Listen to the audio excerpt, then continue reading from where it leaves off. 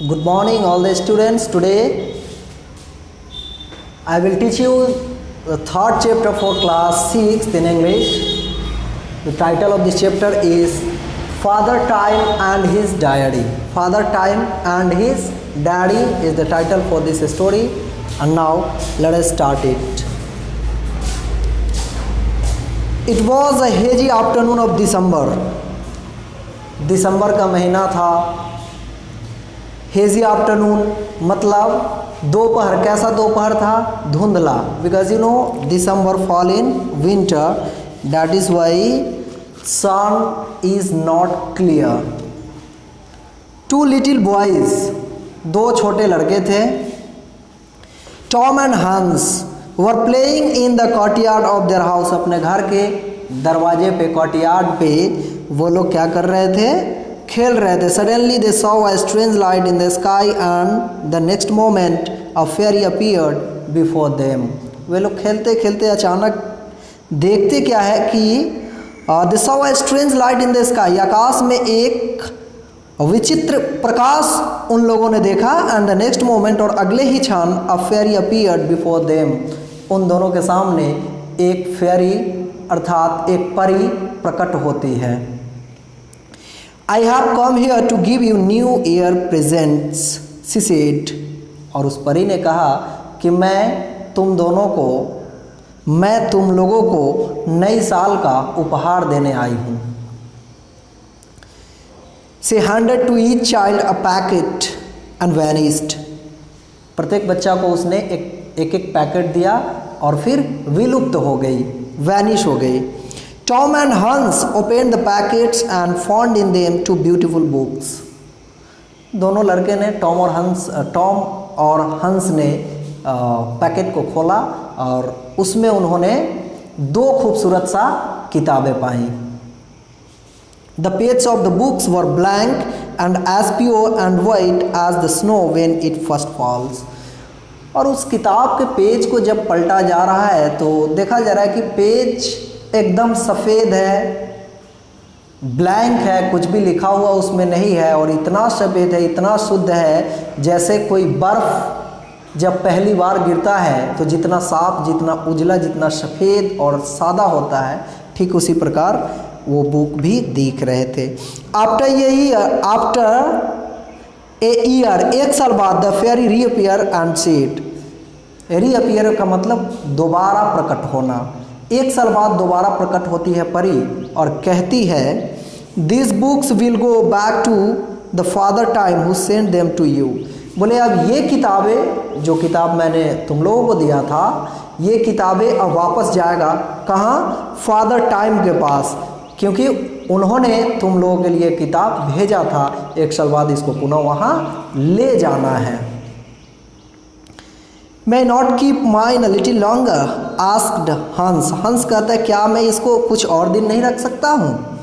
I have hardly thought about it lately. बोले मैं कुछ ही चीज़ें इसके बारे में देखा है, वो भी हाल ही में. बुक तो मेरे पास पहले से थे, लेकिन हाल ही में मैंने कुछ देखा है. मैं चाहता हूँ कि कुछ और दिन इसको मैं देखते रहूँ. I would like to paint something on the last leaf that lies open. बोले कि अंतिम जो लीफ है, इसका पेज है, उस पर मैं कुछ अंकित करना चाहता हूँ, कुछ पेंटिंग करना चाहता हूँ. No said the fairy. परी कहती है कि नहीं, I must take it just as it is. बोले जैसा ये है मैं ठीक वैसे ही इसको लेकर वापस करूँगी. I wish that I could look through mind just one, said Tom. Tom कहता है कि मेरी तीव्र इच्छा है कि काश मैं एक बार और इसको देख पाऊँ. I have only seen one page at a time. मैं केवल एक बार में एक ही पेज को देखा हूँ. For when the leaf turns over it sticks fast and I can never open the book at more than one page each day. बोले कि जब मैं एक पेज पलटता हूँ और उसी को एक दिन में देख पाता हूँ, दूसरा पेज अगर पलटने की कोशिश भी करता हूँ तो इतना मतलब स्टिक रहता है पेज, इतना चिपका हुआ रहता है कि वो पलटा नहीं जाता. और एक दिन में मैं एक ही पेज को देख पाता हूँ. फिर कल होकर के उस पेज को मैं पलट करके देखता हूँ.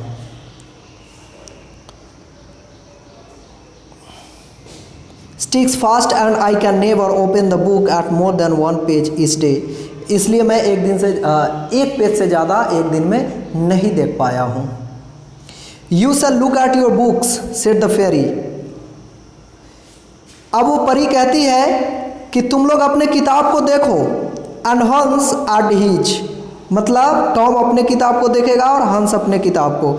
And she lead for them 2 little silver lamps, और उन लोगों के लिए वो 2 छोटे छोटे चांदी के लैंप को जला देती है। By the light of which they saw the page as she turned them the boys looked in wonder. जब वो चांदी के लैंप को जला करके उसके सामने पेज को रखती है तो लड़के कुछ देखता है और देखकर आश्चर्यचकित हो जाता है। Could it be that these were the same fair books she had given them a year ago. बोले क्या ये वही किताब है जो किताब परी ने उन लोगों को पिछले साल दिया था। उन्हें विश्वास नहीं हो रहा कि ये वही किताब है जो परी ने हमें पिछले साल दिया, कुछ दिन 1 साल तक हमारे पास रहा, और अब जब उस किताब को देखा जा रहा है वो लैंप की रोशनी में, तो फिर कुछ विचित्र चीज़ दिखाई देती है उन लोगों को। इस वजह से उन्हें आश्चर्य हो रहा है और विश्वास नहीं हो रहा है कि ये वही किताब है जो मुझे परी ने 1 साल पहले दिया था। Where were the clean white page as pure and beautiful as the snow when it first falls. बोले कि जब ये किताब हम लोगों को मिला था तो वो एक ऐसा किताब था, ये पूरा सादा था, एकदम शुद्ध था, इतना शुद्ध था जैसे मानो एक बर्फ का टुकड़ा जब फर्स्ट टाइम गिरता है उतना सफ़ेद था ये।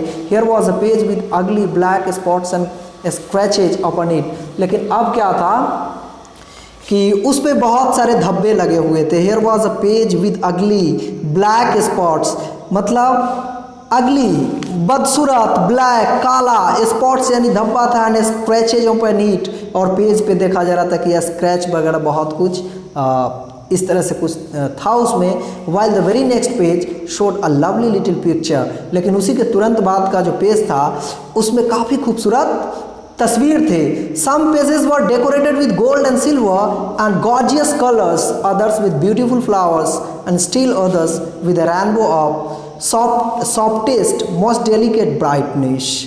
अगली पेज को क्या देखा गया कि some pages were decorated with gold and silver, कुछ पेज पन्ने जो थे, कुछ लीव्स ऑफ बुक जो थे वो सिल्वर और गोल्ड यानी चांदी और सोने का कलर का कुछ उस पे अंकित था। गॉर्जियस कलर्स, काफ़ी सुंदर कलर थे। अदर्स विद ब्यूटीफुल फ्लावर्स, कुछ में खूबसूरत से फूल छपे हुए थे। And still others with a rainbow of softest, rainbows अतरंगी सतरंगी छपी हुई थी। मोस्ट डेलिकेट ब्राइटनेस, नाजुक चमक थी उसमें। At even on the most beautiful of the page there were ugly blots and scratches. फिर अगले पेज में देखा जा रहा था तो कुछ अगली ब्लॉट्स थे एंड स्क्रैचेस थे। अगली ब्लॉट्स का मतलब वही बदसूरत धब्बे थे और खरोच थे, स्क्रैचेस थे। Tom and Hans looked up at the fairy at last. अंत में टॉम और हंस दोनों फेरी की ओर देखता है। Who did this they asked, और दोनों ने पूछा कि ये किया कौन। Every page was white and fair as we open to eat now there is not a single blank page in the whole book. कह रहे कि जब हम लोग को किताबें मिली थी उस समय तो कुछ भी नहीं था, सारे पेज सादे थे, परंतु अभी सारे पेज भरे हुए हैं। कहीं काफ़ी खूबसूरत पिक्चर्स से है, कहीं फ्लावर्स है, कहीं पे रेनबो कलर अंकित किया हुआ है। ऐसा ये किया किसने? एक्चुअली हमारे पास जब ये बुक आया था तो कुछ था ही नहीं और हम लोगों ने इसमें कुछ किया ही नहीं, तो ये हुआ कैसे? Shall I explain some of the pictures to you? said the fairy. परी कहती है कि क्या मैं कुछ तस्वीर को एक्सप्लेन करूं तुम्हारे सामने, इसकी व्याख्या करूं। Smiling at the 2 little boys, 2 छोटे लड़कों पे मुस्कुराते हुए वो कहती है कि अगर तुम चाहो तो मैं कुछ चीज़ें बताना चाहूँगी। मैं कुछ पिक्चर्स, जो कुछ तस्वीर इस पे अंकित है उसको उसकी मैं व्याख्या करूँ। See Hans, the spray of roses blossomed on this page when you let the baby have your playthings. अब कहती है परी कि हंस देखो, ये जो स्प्रे ऑफ रोजेज है, ब्लॉसम्ड, ये खिला हुआ फूल का जो नज़ारा तुम देख रहे हो ऑन दिस पेज, इस पेज पे, when you let the baby have your play things, जब तुम्हारे खिलौने घर के बच्चे को दिए हो, उस दिन ये जो तस्वीर है वो छपी थी। एंड दिस प्रीटी बर्ड, और ये खूबसूरत जो एक पक्षी देख रहे हो इसमें, that looks as if it were singing with all its might, would never have been on this page if you had not tried to be kind and pleasant the other day. और अगले दिन तुम इतना खुश नहीं होते, आप काफ़ी तुम खुश नहीं होता, तो तुम्हारे पेज पे ये फिर अंकित नहीं होता। क्या नहीं? जो एक खूबसूरत सी पक्षी थी वो तुम्हें नहीं दिखता। तुम खुश हुए, तुम्हारा मूड अच्छा था, इस वजह से ये अंकित हुआ। Instead of quarrelling, but what makes this blot, asked हंस। हंस कहता है कि ये ब्लॉट, ये धब्बा कहाँ से आया? That said the fairy sadly, fairy जो है, परी जो है, वो उदास होकर के कहती है कि that came when you told an untruth one day and this when you did not mind mamma.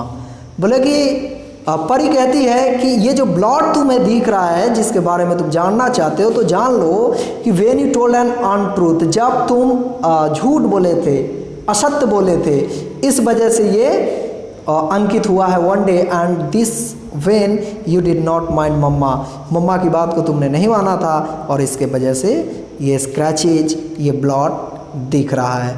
All this blots and scratches that look so ugly both in your book and in terms were made when you were naughty.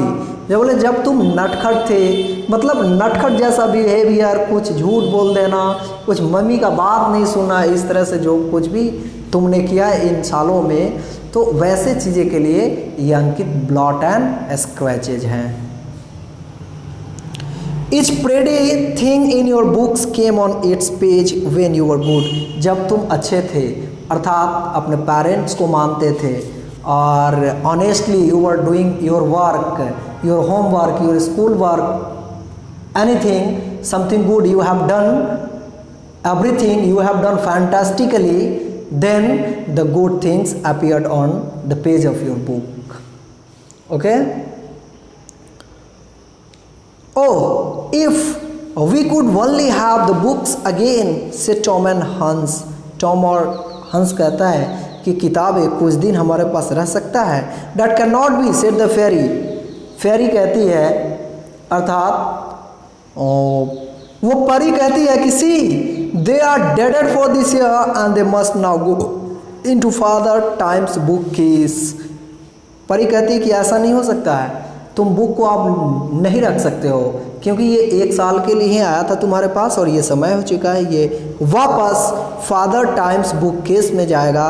But I have brought you each a new one, मैं तुम दोनों के लिए नई किताबें लाई हूँ। Perhaps you can make this more beautiful than the others, शायद तुम इस किताबों को पहले वाला से अच्छा बना सकते हो। कैसे बना सकते हो? अच्छे कर्तव्य करके, खुश रह करके, पेरेंट्स को फॉलो करके, means what ever good you will do in your life, the book will filled with the beautiful scenario. But when you would be quarreling and you would not follow your parents and you will do something wrong, do something ugly and irregular, then फिर क्या होगा कि books में जो है blots, scratches, ugliness, ये सब फिर अंकित हो जाएंगे। So saying she vanished and the boys were left alone. इतना कह करके वो लापता हो गई, वैनिस्ड हो गई, विलुप्त हो गई, और लड़के फिर अकेले रह गए। But each held in his hand a new book open at the first page. फिर वो चली गई परी, लेकिन ये दोनों, लड़का अकेले यहाँ रह जाता है। एक एक किताब दोनों के हाथ में रहता है, जिसका प्रथम पेज खुला हुआ होता है। And on the back of this book was written in letters of gold, और उसके पीछे, किताब के पीछे क्या लिखा हुआ था? Book was written in letters of gold, letters of gold, यानी सोने के अक्षर से लिखे हुए थे फॉर द न्यू ईयर।